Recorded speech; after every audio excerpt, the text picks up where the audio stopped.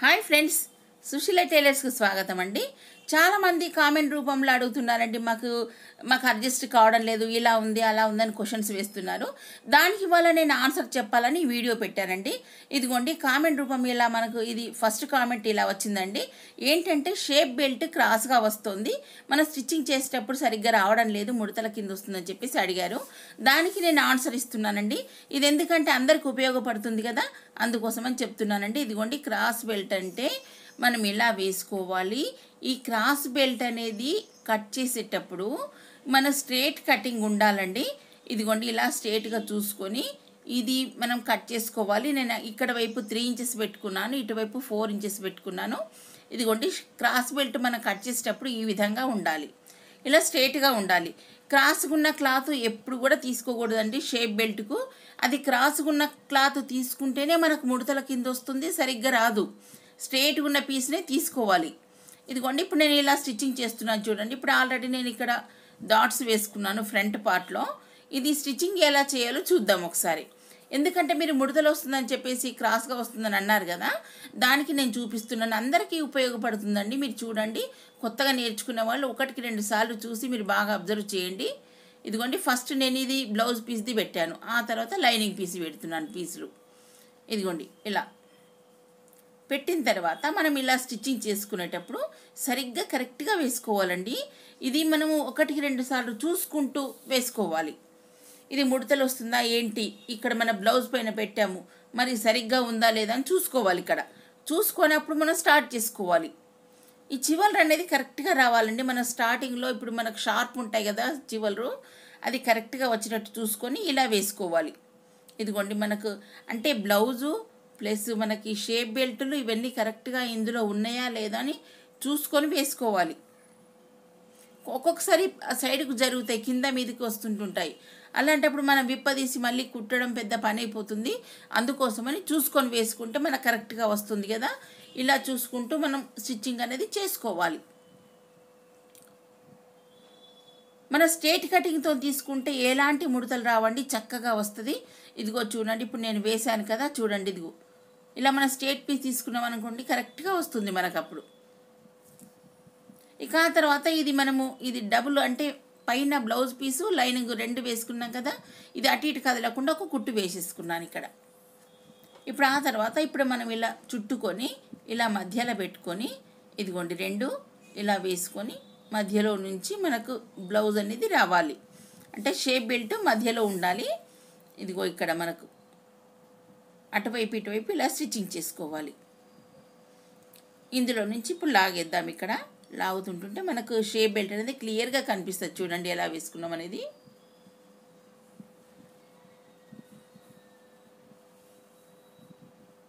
ఇదిగోండి ఇలా వచ్చింది చూడండి, ఎంత చక్కగా వచ్చింది చూడండి.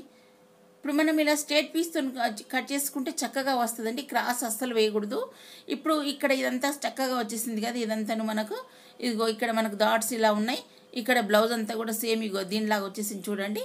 ఈ చివర్లో ఇదిగోండి ఇక్కడ ఇది తగ్గిపోయిందని అంటే మనకు స్టిచ్చింగ్లోకి పోతుంది, అది మనకు పెద్ద అవసరం ఉండదు. ఇప్పుడు మనం ఇక్కడ నుండి మార్కింగ్ వేసుకున్నాం కదా, ఇలా మనకు కుట్ట అనేది ఇలా వస్తుంది. ఇదిగోండి ఇలా వస్తుంది కదా, ఇప్పుడు సరిపోతుంది. అంటే చివరి మనకి ఎక్స్ట్రా క్లాత్ ఉంటుంది కదా, అది లేకుండా పర్వాలేదు, ఇలా వస్తుంది, ఇలా వేసుకోవచ్చు. ఇక మనకు షేప్ బెల్ట్ అనేది చక్కగా వేసుకోండి, మీరు అందరు చక్కగా చూసుకోండి. ఇక మీరు ఈ కామెంట్ అయిపోయిందండి, ఇక నెక్స్ట్ చూద్దాం ఒకసారి. ఇంకో క్వశ్చన్ ఏంటంటే ఇక్కడ చంక భాగంలో పట్టేసినట్టు వస్తుందని చెప్పేసి వాళ్ళు క్వశ్చన్ వేశారు, దానికి ఆన్సర్ ఇస్తున్నాను చూడండి. ఈ చంక భాగం పట్టేయడం అని అంటే ఇప్పుడు ఇదిగో చూడండి, ఇక్కడ నేను 18 ఇంచెస్తోని బ్లౌజు మెజర్మెంట్ ఉందండి ఇక్కడ. అంటే 2 ఇంచెస్ ఎక్స్ట్రా పెట్టుకుంటాం కదా, 18 ఇంచెస్ రావాలి. ఇది మనకు సైజు స్టిచ్చింగ్ చేసిన తర్వాత 18 ఇంచెస్ రావాలి మన కొలత. అయితే ఇప్పుడు 2 ఇంచెస్ ఎక్స్ట్రా పెట్టుకుంటాం కదా, ఎక్స్ట్రాతో చూశాను. అయితే దీనికి ఎంత పెడుతున్నాను చంక భాగం అంటే ఇదిగో చూడండి 5.5 పెట్టుకోవాలి ఇక్కడ. అంటే 5.5 పెట్టేసి ఇక్కడ మనం ఇలా స్క్వేర్ గీసుకొని రౌండ్ వేసుకుంటాం కదా, ఆ మాదిరిగా రావాలి. ఇప్పుడు 18 ఇంచెస్కు నేను 5.5 పెట్టాను. ఈ 5.5 అనేది చంక భాగము 19 ఇంచెస్ 20 ఇంచెస్ వరకు 5.5 వస్తుందండి. ఇక్కడ మనం ఇది పెట్టుకుంటే సరిపోతుంది. ఇక ఆ తర్వాత లోపలికి అంటే ఇప్పుడు మనకు 17-16 ఇంచెస్ ఉంటుంది కదా, దానికేమో 5 ఇంచులు పెట్టాలి. ఇంకా కొంచెం పెద్ద సైజు ఉన్న వాళ్ళకి 6 ఇంచెస్ పెట్టుకోవాలి. ఇలా చంక భాగం అనేది కరెక్ట్గా పెట్టుకున్నాం అనుకోండి, మనకు స్టిచ్చింగ్ కూడా చక్కగా వస్తుంది, మనకు వేసుకోవడానికి ఈజీగా ఉంటుంది, పట్టేసినట్టు ఉండదు. ఇది చంక భాగం కట్ చేసేటప్పుడు క్రాస్గా కట్ చేసుకోవాలి. ఇక మనకు చంక భాగం గురించి అయిపోయింది కదా. నెక్స్ట్ కామెంట్ చూద్దాం ఒకసారి. ఇక ఈమె ఏం క్వశ్చన్ వేశారంటే, ఇదిగో ఇక్కడ నాకు షోల్డరు జారడం లేదు కానీ లూజ్గా ఉంటుంది, నెక్ టైట్గా రావడం లేదు అని చెప్పేసి వేశారు.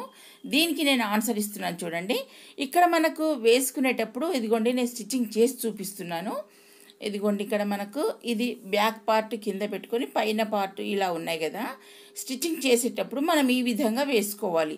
అప్పుడు నెక్ పట్టేసినట్టు బాగా మనకు కూర్చుంటుంది. ఇక్కడ మనకు టైట్ ఫిట్టింగ్ అనేది కరెక్ట్గా వస్తుంది. అందులోనూ నెక్ కూడా కొంచెం చిన్నగా వేసుకోవాలండి. ఇదిగోండి స్టిచ్చింగ్ వేసేటప్పుడు ఇలా వేసుకోవాలి. మన నెక్ వైపు జస్ట్ డౌన్లోకి వేసుకోవాలి. అలా వేసుకుంటే మనకు స్టిచ్చింగ్ అనేది చక్కగా వస్తుంది. మనకు నెక్ టైట్గా ఉండి పట్టేసినట్టు ఉంటుంది, మనకు అసలు లూజ్గా ఉండే అవకాశమే ఉండదు. ఇలా వేసుకోవాలి. 2 టైమ్స్ ఇలాగే వేసుకోవాలి స్టిచ్చింగ్ అనేది. ఇలా వేసుకొని మనము అది నెక్ పీస్ వేసేటప్పుడు కూడా ఉంటుందండి. నెక్ పీస్ వేసేటప్పుడు లూజ్ వదిలిపెట్టి వేయొద్దండి. అంటే బ్లౌజ్కు సరిపడా వేసుకోవాలి. కొంచెం పీస్ అనేది జస్ట్ లాక్కుంటా, అంటే లాగినట్టు కాకుండా జస్ట్ మనం మూవ్ చేస్తూ ఇలా మనము నెక్ పీస్ వేసుకున్నాం అనుకోండి, మనకు టైట్ ఫిట్టింగ్ వస్తుంది, మనకు చక్కగా ఉంటుంది. అందులోనూ నెక్ కూడా కొంచెం డీప్ అయితే కూడా మనకు లూజ్ వస్తుంది, మరి షోల్డర్ జారిపోతుందండి. ఫ్రంట్ నెక్ డీప్ వస్తే అది ఫ్రంట్ నెక్ డీప్ రాకూడదండి. ఇలా వేసుకున్నాం అనుకోండి కరెక్ట్గా వస్తుంది. ఇప్పుడు నేను ఇక్కడ 5 ఇంచెస్ తీసుకున్నాను ఫ్రంట్ నెక్. ఇలా తీసుకొని ఇలా కట్ చేశాను అనుకోండి చక్కగా వస్తుంది. మనం నెక్ పీస్ వేసుకునేటప్పుడు కూడా మంచి జాగ్రత్తగా వేసుకోవాలండి. లూజ్ వదిలిపెడితే కూడా అలాగే వస్తుందండి. అందుకోసం టైట్ ఫిట్టింగ్తో వేసుకున్నాం అనుకోండి చక్కగా వస్తుంది. మనకు పట్టేసినట్టు మన బ్లౌజ్ వేసుకున్నా కూడా ఫిట్టింగ్ కరెక్ట్గా ఉంటుంది. అందుకే మీరు అలా వేసుకోండి, చక్కగా వస్తుంది. ఇదన్నీ కూడా మనం బాగా ఫాలో అవుతే మనకు బ్లౌజ్ స్టిచ్చింగ్ అనేది చక్కగా వస్తుంది. ఇక మనకి ఇది అయిపోయిందండి. ఇంకొకటి చూద్దాం. ఇంకో కామెంట్ ఏంటంటే, వీళ్ళు జాయింట్ చేసుకునేటప్పుడు వెనక భాగం ముందు భాగం కరెక్ట్గా రావడం లేదు అని అడిగారు.